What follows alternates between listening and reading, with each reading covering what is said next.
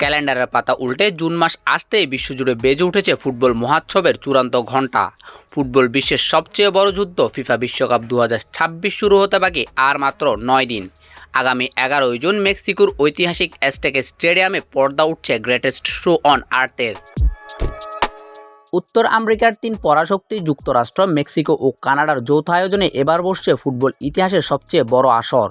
32 দলের চেনাবৃত্ত ভেঙে এবারে প্রথম লড়বে 48টি দেশ। 12টি গ্রুপে ভাগ হয়ে চলা এই রোলার কোস্টার যাত্রায় ট্রফিচ্যুত হলে চ্যাম্পিয়ন দলকে খেলতে হবে রেকর্ড 8টি ম্যাচ।